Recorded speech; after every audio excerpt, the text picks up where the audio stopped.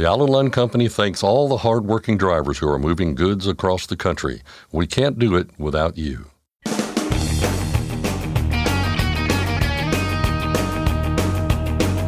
OOIDA, representing America's truckers since 1973, presents Landline Now with your host, Mark Redding.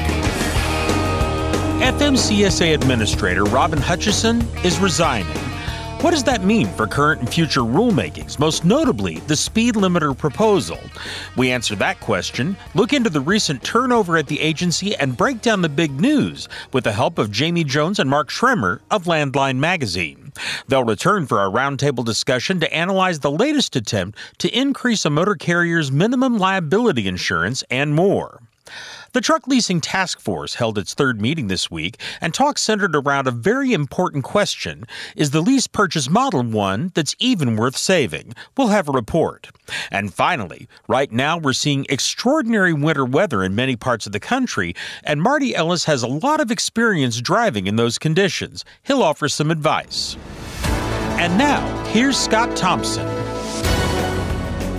Thanks, Mark. Joined here in Studio A by Jamie Jones and Mark Schremer of Landline Magazine. Thanks for stopping by. Hey, you're welcome. Yeah, thanks. Let's get the basics out of the way here before analyzing what all of this means. Here's what we know. FMCSA Administrator Robin Hutcheson has resigned. Her last day as head of the agency is next Friday, January 26th. She was confirmed for some background here as administrator in September of 2022, served as an acting administrator before that. Sue Lawless, currently FMCSA's Executive Director and Chief Safety Officer, will take over next Friday as acting administrator of the agency. So that's what we know here. Those are the basics. Here's my first question, because I think it is the most important question. What does Administrator Hutcheson's departure mean for current rulemakings? In particular, Mark, the speed limiter mandate proposal we've been talking about for months now. Yeah, and that's the one in particular because a lot of rulemakings actually may have been mandated through Congress. Speed limiters is one that wasn't. I think it's fair to refer to the speed limiter rulemaking as kind of Administrator Hutcheson's baby. I mean, this is a thing that she had a background with the safety strategy that she had worked on before about safer speeds, and this has been something she's really pushing for. So now with her, no longer in the agency, it remains to be seen where this goes. But I think it's at least worth speculating that, that they could dial this down a little bit. Let's not get hopes too high. Absolutely. But also, Jamie, this is an election year, which I think was going to play into this whole thing as well. The fact that this is an election year is instrumental in everything that's going on right now, because the reality is the Biden administration is looking to keep their job. The Democrats want to keep the House. Mm-hmm. So the White House, excuse me. And, so everything that's moving through Congress affects the elections. Everything that's moving through the agencies affects the elections. So when you have the proverbial pair of scissors known as the speed limiter mandate proposal, I don't know who's brave enough to pick up those scissors and potentially wreck a blue-collar vote for the Biden administration or the Democrats in the fall. So that's where political gamesmanship comes into play. And trust me, there's going to be a lot of that this year, and speed limiters very well could be a casualty of it. And we've seen, I think, adding to that, we've seen the pushback in Congress to this idea of a speed limiter proposal. A mandate, and I think that has maybe played into this piece of news in particular, but it does play into everything we're seeing here. Mark, you mentioned something I think is worth circling back to. Speed limiters not mandated by Congress. Other things, AEB, for instance, are. So those things are likely to continue kind of moving down the field here, I think. Yeah, obviously pertaining to specifically, what was mandated by Congress with each one of these. But automatic emergency brakes, this was something Congress, mandated that they look at and create, I think, performance requirements and all of that. So that's something that probably isn't going away anytime soon. But with speed limiters, this was something that they resurrected back from 2016. And it was a one-off. Yeah. It was completely a one-off. We'll keep an eye on that for sure. So much turnover at FMCSA in the past few years. Let's talk about this for a moment as well. So many acting administrators. We have a new one coming in now. And even a lot of turnover in recent weeks at FMCSA as well, with Earl Adams Jr., who was deputy administrator for, I think, about 10 months before stepping down in December. Hutcheson, of course, now leaving. Quite the revolving door at FMCSA, Jamie. I know you've been looking into this, but it really is kind of eye-opening when you look at all the people that have come through in recent years. It really is, and I went through and put together a timeline again this morning because FMCSA became an agency in 2000. Okay, right. So it's only existed for 24 years, or 23 going into its 24th.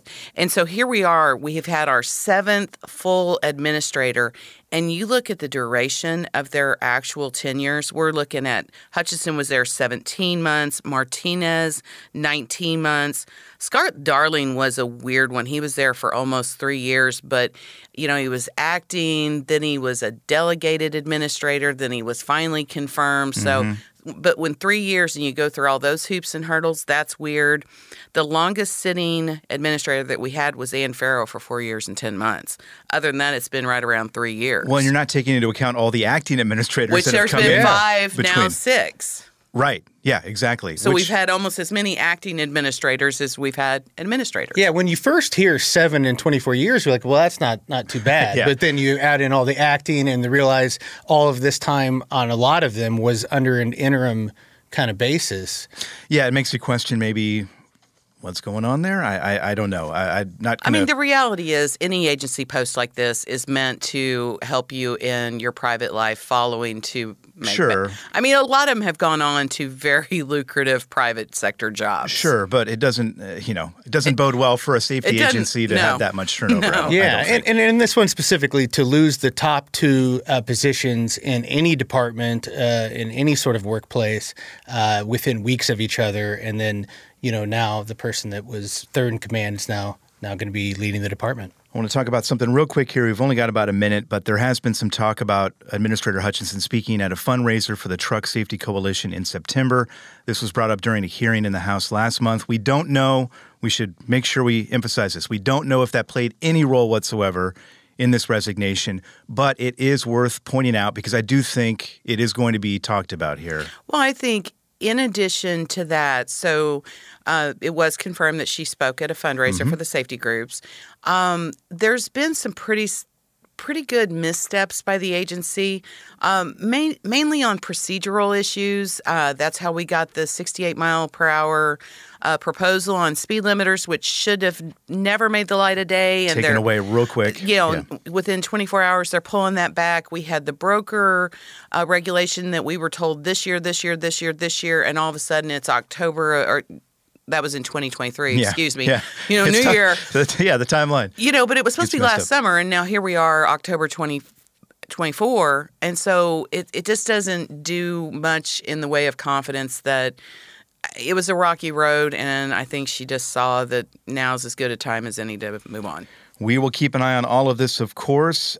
Jamie, Mark, a pleasure as always. Oh, you're welcome. Thanks for having us. In fact, you did so well. We'll see you back here in a few minutes to talk about some other news that's floating around. For Landline Now, I'm Scott Thompson. Mark, back to you. Thanks, Scott. Next, we'll have a roundtable discussion about the latest attempt to increase minimum liability insurance, and Scott Thompson reports on the latest meeting of the Truck Leasing Task Force. We'll be back in just a moment with more news and information. I'm Mark Reddick, and this is Landline Now. Thanks for listening. Be sure to like and subscribe. If you want more content, go to landline.media to get updated news, information, and archived editions of our show. Once again, that's landline.media. Are you tired of the IRS following you around like a dark cloud? Call 888-557-4020 and get your life back. Control your toll costs and eliminate tolling headaches with Prepass Tolls. Prepass Tolls means toll volume discounts. Just one invoice for all tolls and fewer violations. Call 877-878-5970 or go to prepass.com. Ready to make more money? Use a better load board. For a limited time, get 50% off TruckStop Loadboard Pro. Just go to truckstop.com/go and enter promo code READY2023 when you purchase Loadboard Pro. It's tested and proven. Burn 2.1% less fuel when you balance all wheel ends with Centromatic. Call 800-523-8473 to get the OOIDA discount. And we're back. Scott Thompson here, back in Studio A with Jamie Jones and Mark Schrimmer of Landline Magazine, who never left. We covered the big news out of FMCSA, but we've got some other news to shoot the breeze about. Mark, Jamie, good to see you again. Hey, good to be here, Scott. Yeah, thanks for having us. So here we are, new year, shooting new the hopes, breeze. Shooting the breeze in a new year. New dreams, new hopes, all that good stuff. Some of the same problems, though. For example, we've got a new bill in Congress, courtesy of Representative Chuy Garcia of Illinois, who wants to hike minimum insurance levels from the current $75,000. $750,000. Yeah. Right, that's what I said. Yeah. That's what I meant to say. All the way up to $5 million. This should sound familiar. This has happened before, although we're trying to go even higher, Mark. Yeah, I think the last one might have been like 4.92, so now they've upped it even a little bit. It's a rounding, yeah. 566% increase. Let's just put it there. I mean, that's... Is that all? That's all. Okay. That's all. So, yeah, this has been tried for I don't know how many congressional sessions in a row. Garcia was kind of the person of the previous time. Before that, Matt Cartwright, a Democrat. Cartwright. He's the one that kind of got the ball rolling on this whole initiative. And he had connections to the law firm that would have presumably made quite a bit of money off of this whole thing. Not presumably. They marketed the law firm off of making money off of truck crashes. And that's wrong because? I don't know, ethics. Okay. You know. Good. And so the good thing about this is that it doesn't look like it has any legs. This is never in the previous, I think the previous two, it never got more than 8 co-sponsors. As a standalone bill, I don't think there's a lot of concern that this is actually going to get to a finish line. Where I think you have to be concerned and where it's gotten close in the past is when they've tried to make it up to $2 million and include it in like a highway bill type of situation. Wrap it up into a bigger bill where it gets lost in the shuffle. Yeah. Yep. Yeah, that's where we got to watch. But the good news is there's a lot of people fighting about it, and just this week at a House Transportation and Infrastructure meeting, Representative Mike Collins, a Republican out of Georgia who owns a trucking business, kind of called it out and basically said what we've been saying. This is all about trial attorneys making more money. Mm-hmm. And I think the other thing that's changed since this all started, their marketing tactic for raising the insurance rates is always to bring out a very tragic situation, where somebody was catastrophically hurt, life-altering, lifelong care. And clearly those things happen from time to time.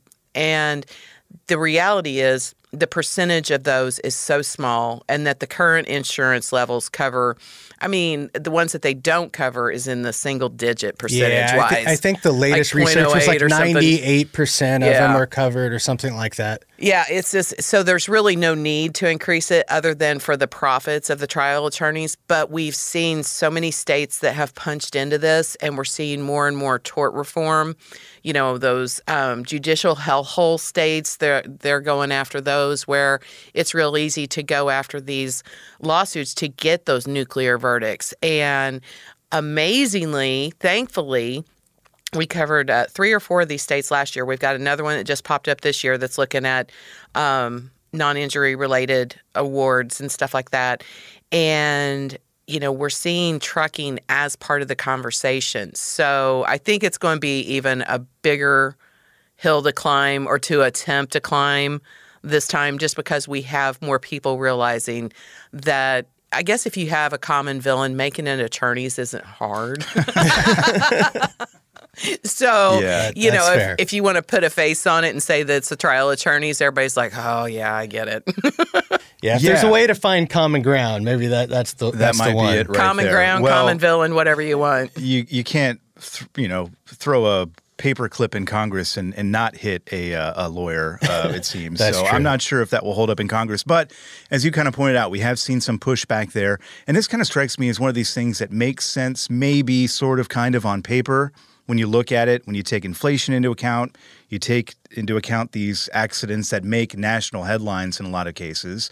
But when you put the scrutiny into place, it doesn't really hold up. And you mentioned the poison pill, this kind of being wrapped up into highway bills and things. Yeah. We saw that a couple years ago.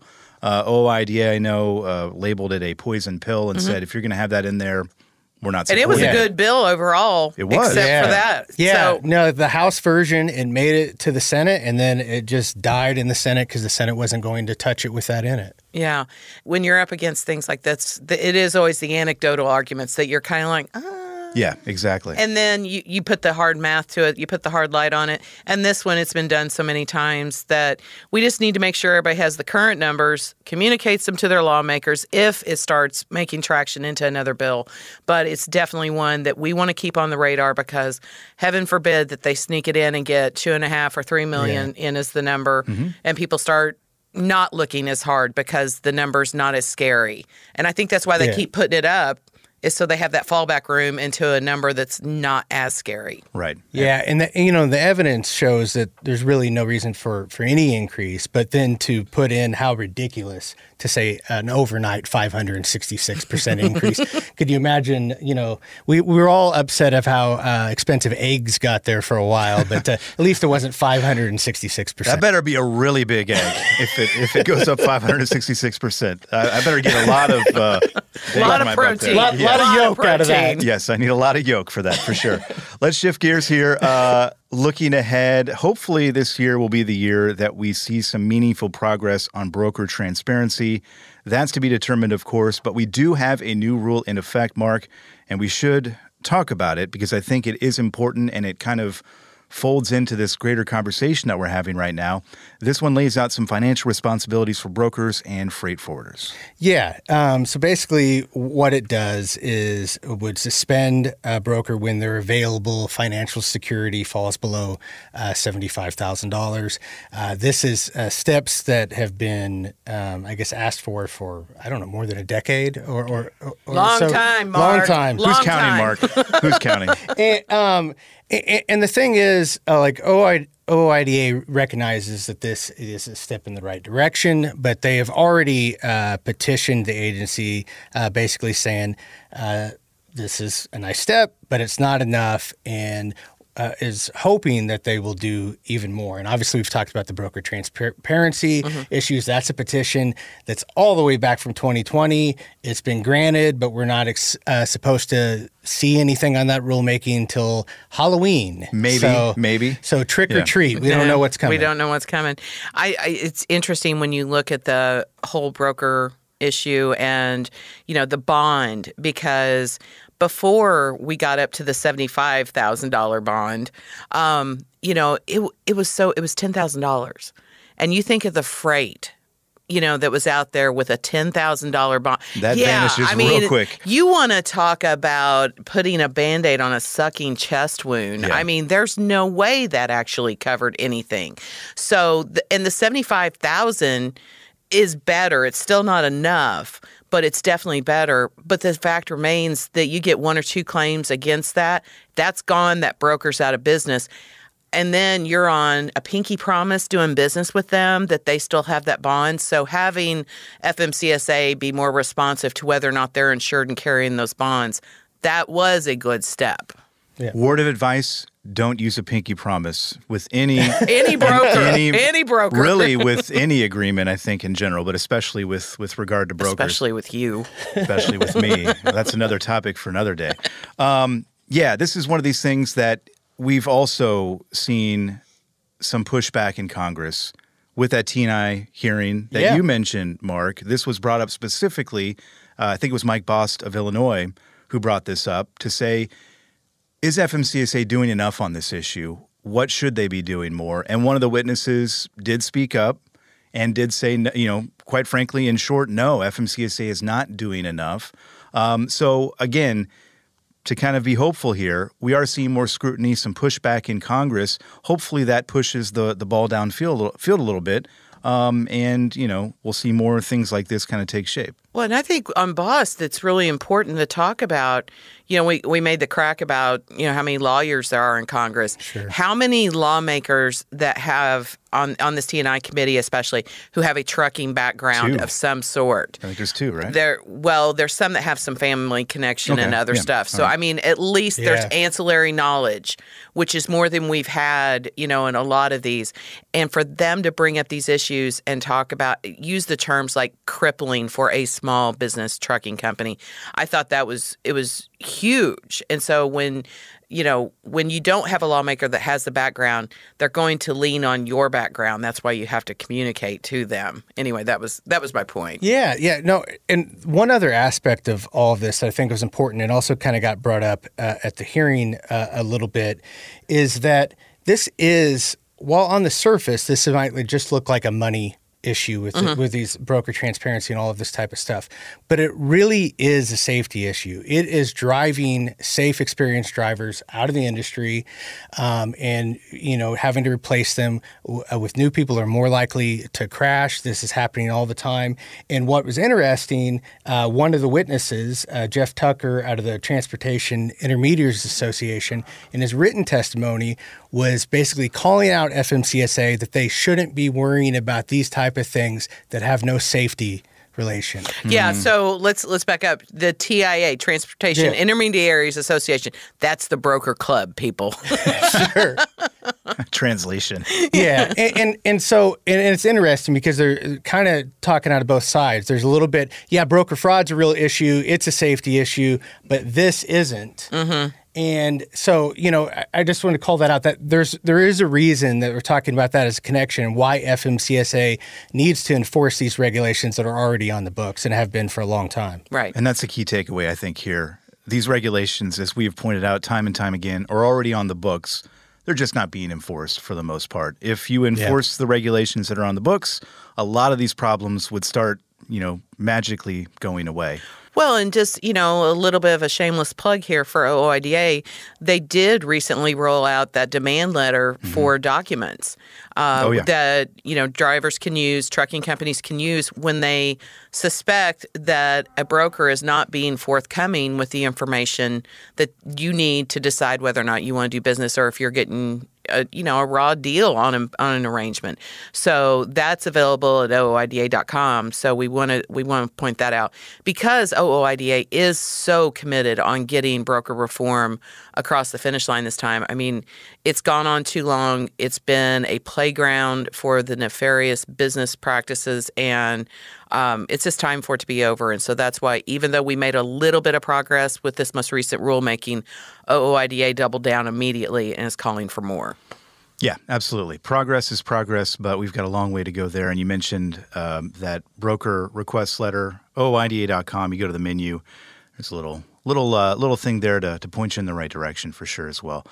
Real quick here, Mark, we've only got a little bit of time. Just with regard to UCR fees, they are going up. We got that word recently by about 25% on average. Yeah, so not 566, which is nice, but no, 25%, and still way too much. And expect to see more there. OIDA for years has kind of been pushing back, saying those fees need to be reduced and fighting back against the whole kind of process there. So expect more to come in that area. Well, and it's important to understand that those fees had dropped for almost 7 years in a row, and now all of a sudden UCR is trying to justify an increase. So it's a pretty hefty one. Scrutiny ahead, I assure you. Do you get eggs with your UCR fee, though? You and the eggs are yolking again. Maybe I'm a little bit hungry. All right, Jamie, Mark, a pleasure as always. We'll see you again soon. Take care. Yeah, thanks. You can check out their work at landline.media and in every issue of Landline Magazine. That sound you hear is a commercial break, fast approaching, but fear not, there's more Landline now on the other side, so please do stick around. Attention professional drivers, are you behind on your tax filings? You owe money? Integrity Tax Relief Group frees drivers from IRS trouble. You watch the road, we'll keep an eye on the IRS. Call now, 855-976-4291. Dispatch, I picked up that load of steel, so I'm ready to roll. Sounds good. Remember, we're getting paid by weight, so make sure to use a CAT scale. I wouldn't weigh anywhere else. Forget miss accuracy when you're truck on a CAT scale. Landline now, welcome back.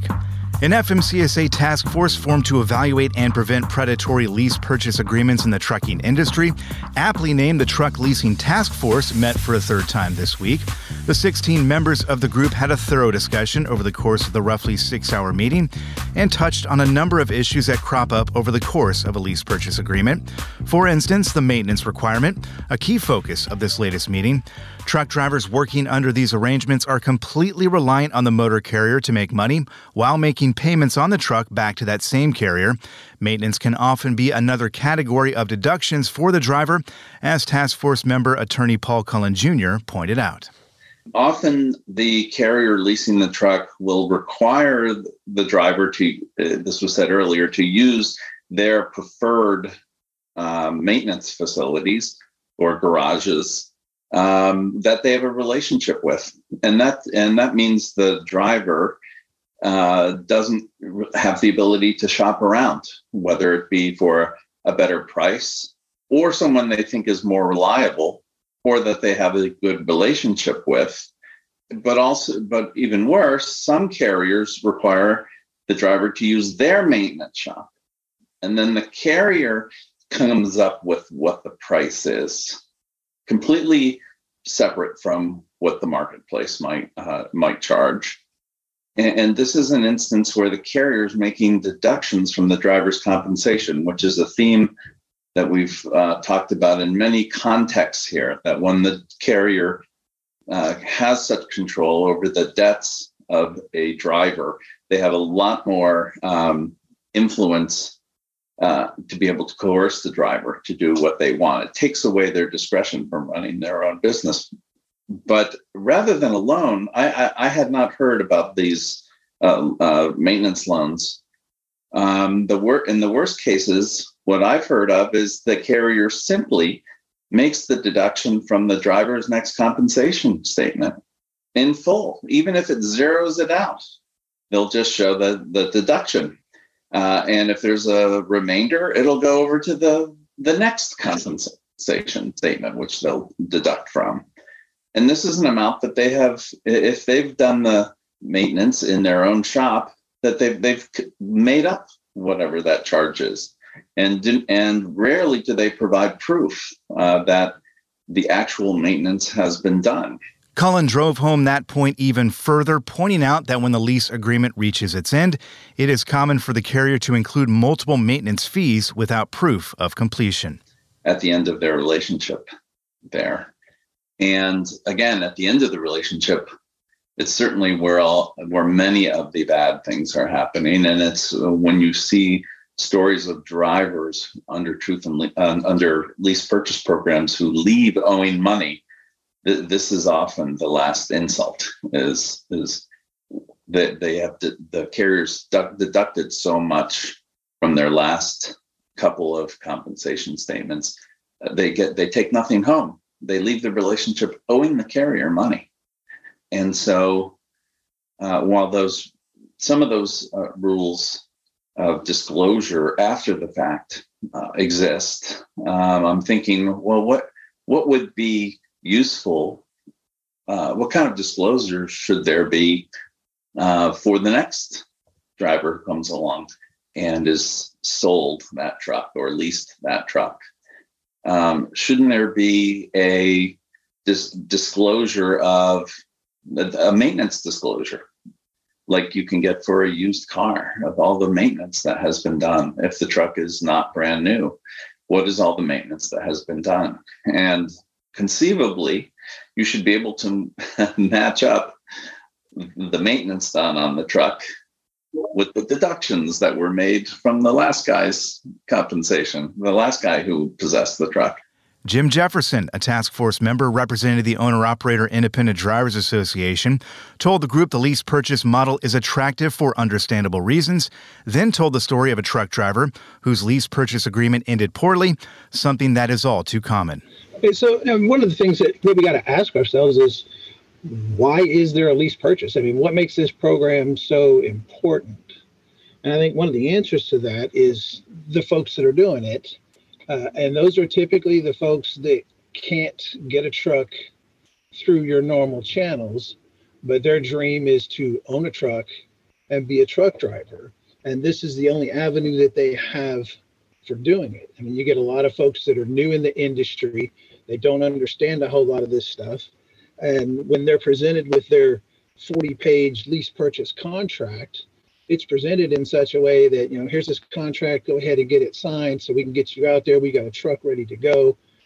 And they don't read it, and they don't understand that they're signing an agreement that's going to bind them to whatever their weekly payment is for the remainder of that contract, regardless of whether or not they have that truck.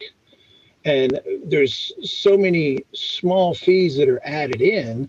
At the end of the day, the settlements that they're not getting $1,300 or $1,500 a week. They're lucky to get a couple $100 a week. I talked to a member of ours.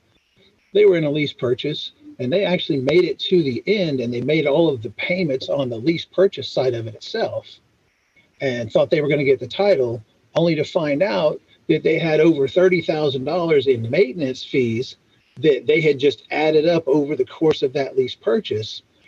And when it was time for them to get the title, they couldn't get the title because they still owed another $30,000. So they ended up not being successful in completing the lease purchase. And there's a lot of folks out there that are in these bad lease purchases, and there's no way for them to get out. And I've even seen instances where, they give the truck back, they lost their final settlements, any money that they had in maintenance, any money they had in escrow, the company took all of that. And then, 6 months later, they get a letter in the mail from an attorney that they're being sued for $100,000 because that was the value of the lease purchase that they walked away from. And now the company's actually going after them for additional money. So, maintenance plays a big part in trucks being safe for operation, but the situations that these folks are in, there's not really any money for maintenance. A lease purchase needs to be a fair and equitable situation for both sides. And until that happens, we're just going to continue to see the same stuff over and over. Steve Vaselli, a task force member who is an economic sociologist at the University of Pennsylvania, said it is rare for drivers operating under these agreements to end up owning the truck. Because of that, truckers are pouring money into preventive maintenance for a vehicle they likely will never own.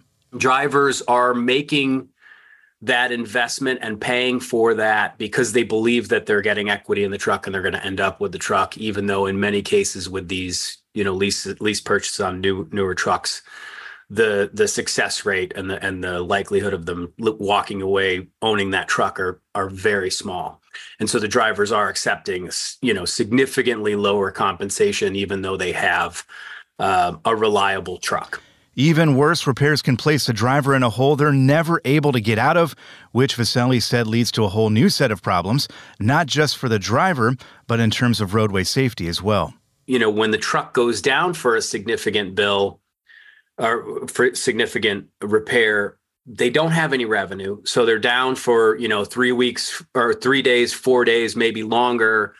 So there's no revenue coming in, the lease payment's still coming out. And now you put on top of that potentially additional, repair costs. Then they oftentimes have to get an advance just to live off of. And so we get a situation where there's just, the deductions from the settlements just continue for weeks and weeks, and the drivers can barely get out, ever get out of the hole sometimes. And again, if they believe that they've got equity in that truck, that they've been investing in that truck for a year, they may stick around and try to make that situation work for a long period of time, where they're just living on advances for a couple $100 a week just to buy some food. Those are situations where the pressure on drivers to continue to drive, to stay on the road for weeks or months at a time without going home, cumulative fatigue and all those issues are as high as they are anywhere in the industry. There was also a public comment period of this week's task force meeting. Attorney James Stark chimed in with his own take, noting some of the same concerns we've already laid out for you, and also pointing out the compensation practices that stack the odds against a driver. From what I've seen across thousands of drivers, over 10,000 specifically, is that it is the standard for this level of abuse, not the exception. And that involves everything from, advertising to drivers that they're going to get paid X% of the rate. And then, going through the interview intake process, incurring the cost to come in. And then the carriers subsequently don't stick to those contract rates. So they'll manipulate words a little bit to say, instead of gross rate, they'll just say freight rate in the contract. And then they'll go as far as even like photoshopping third-party documents to then reduce the real rate on paper to a lower amount. And then they use that to short pay the drivers. And again, like I said, it's closer to the standard than the exception. If there could be something that would address, clarification requirements on that, then that would be great. For example, something under, 49 CFR 376.12 under subsection D. Right now, they're arguing that that's a loophole that lets them not use the word gross freight. And since they leave off the word gross, they're using it to stiff the drivers. Put it all together, and it paints a pretty bleak picture of the lease purchase model overall, one that anyone who's had a bad experience would quickly recognize, which begs the question, what can be done about it? What do you do with a situation like this that is predatory in nature, or can be at least? Is it even worth salvaging? Vaselli didn't say it wasn't, but didn't exactly say it was either. I keep on the table why we should try to save this model. I think it's an important question for us to continue to analyze, and whether or not it should be saved. I would propose, at least now, we keep that on the table as part of our potential recommendation at the end. If there are some good truck leasing models out there, and I've heard rumor of such, then we should invite them to talk to us. What makes their truck leasing program successful? And I would bet they have an important perspective on the people who they're competing with, who have practices that their competitors who have less than honest practices out there. I bet they have a very good perspective on what we should look at in terms of what their competitors do or don't do that they do. That makes the difference in whether or not a driver can be successful in the program.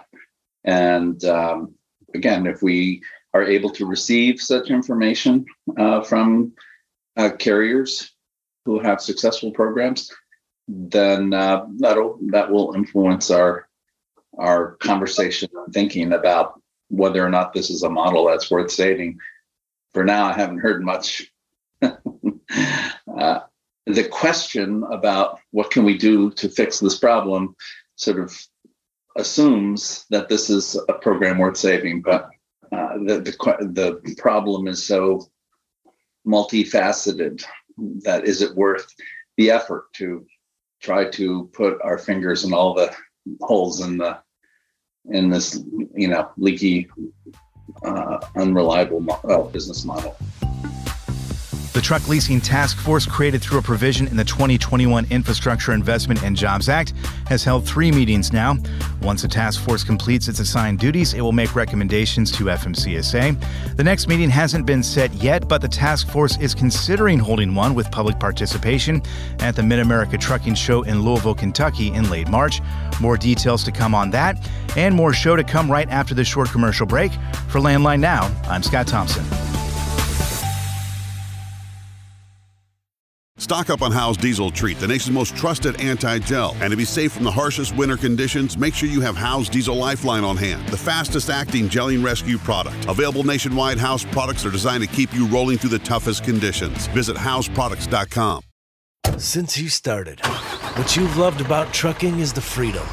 Heading out on your favorite route, a good driving song, and thinking about truck insurance. Well, maybe not that last one. That's why we're here. At OOIDA, we have a full range of truck insurance products, expert advice, and great customer service, helping you get the right coverage for your operation. Go to OOIDA.com because your job is to drive. Our job is to help with everything else. Landline now. Welcome back. OOIDA's tour truck, the spirit of the American trucker, is about to get back on the road. And that means it's time to talk with the driver of that truck, Marty Ellis.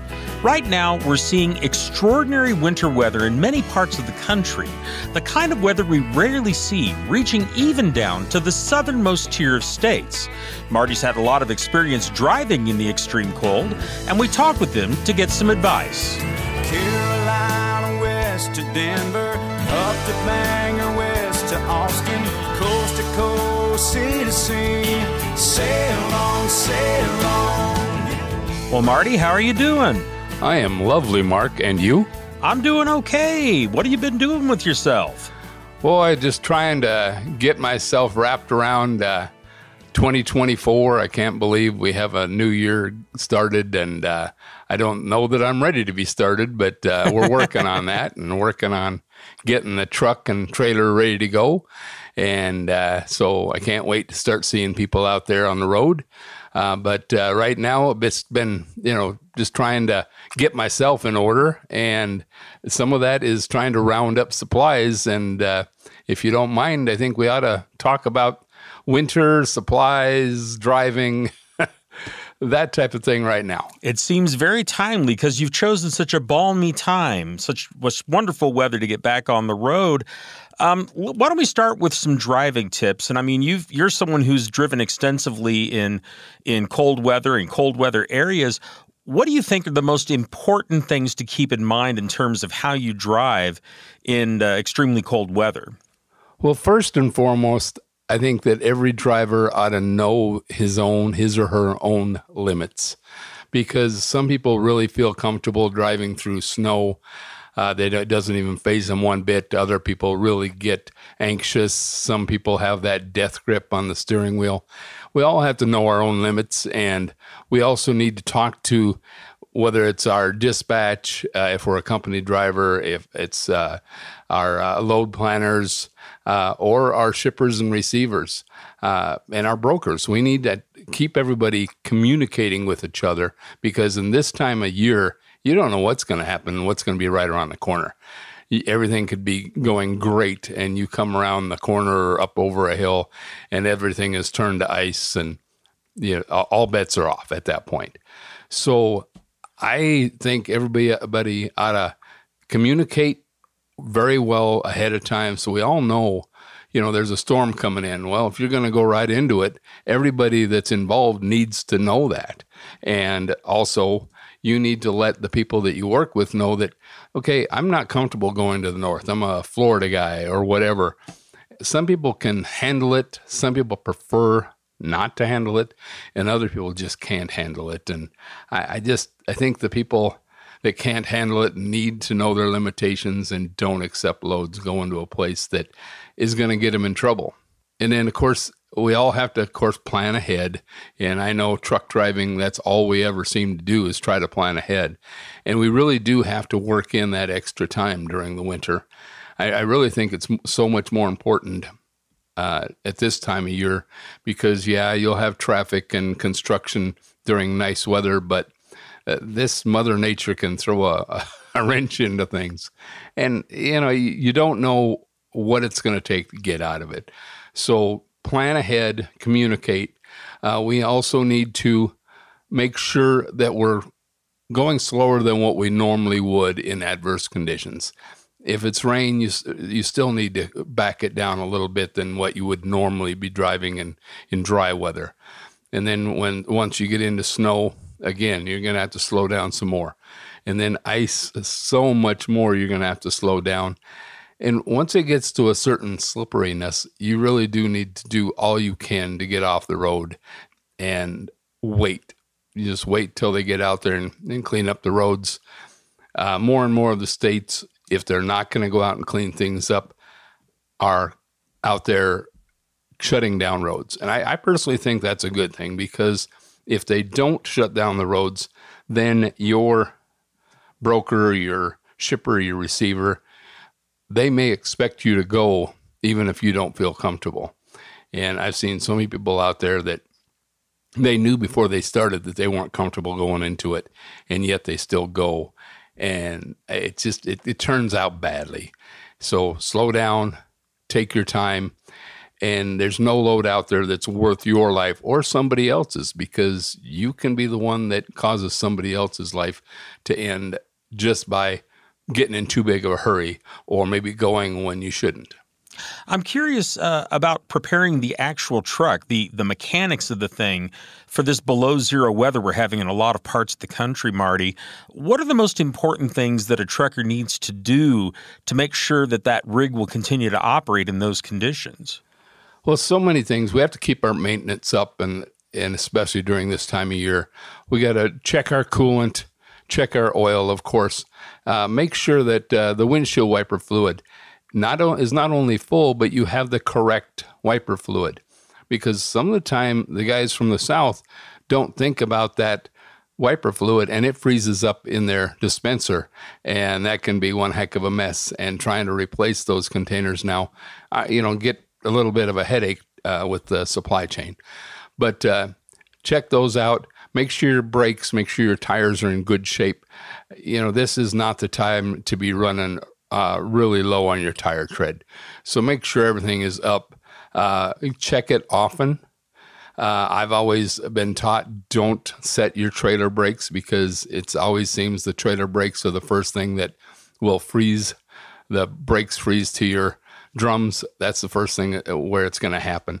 And just the other day, I was out running around town and I saw several trailers getting new trailer tires because they drug those tandems because they froze up, and I'm assuming they left early, didn't realize they were sliding until it was too late, and now you have two blown tires. Oh, boy. Just a couple of minutes left, Marty. A couple of other things. What about fuel? I mean, do people need to look for anti-gel additive for their fuel, or is the winter formulation of diesel you find in a lot of places that get cold enough to compensate?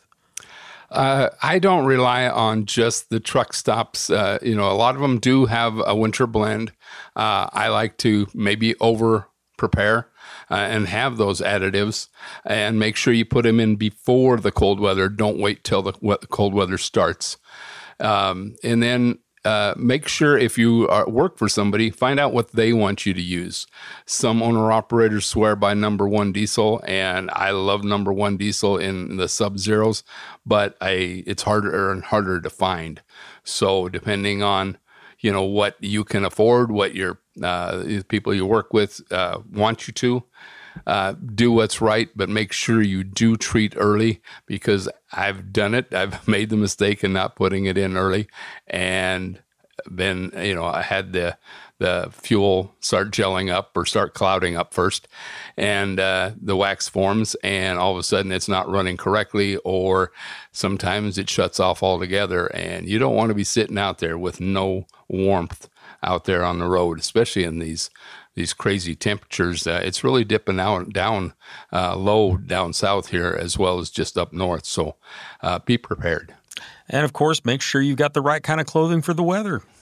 Oh, every time I see somebody in shorts and flip-flops in the middle of the winter, it's like, oh, come on, please don't do that, because they don't understand how quick you can get hurt by not having the right equipment on. So make sure you're prepared with coats and jackets and gloves and hats, especially hats. Okie doke. Well, Marty, thank you very much for all the information. Hey, I appreciate that. You guys take care. Brothers of the highway, children of the wind. Once again, that was Marty Ellis, who drives OOIDA's tour truck, the Spirit of the American Trucker. We'll let you know once Marty's schedule is started back up again and he's on the road. Meanwhile, we urge you to call your members of Congress and other elected officials about important issues we discuss here on the show. Thanks for joining us today. I'm Mark Rettig, and this is Landline Now.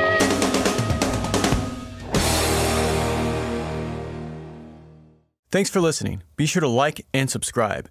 If you want more content, go to landline.media to get updated news, information, and archived editions of our show. Once again, that's landline.media.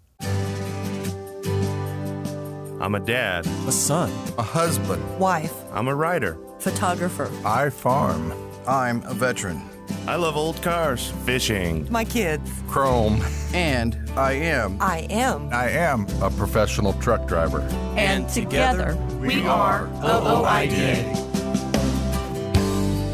OOIDA was founded by truckers to stand up and speak on behalf of truckers. We've done that by combining the individual voices of our members into a single, powerful voice. Protecting your interests, defending your rights. Join us! Make your voice heard. Join OOIDA, the Owner-Operator Independent Drivers Association. Call 1-800-444-5791 or visit OOIDA.com.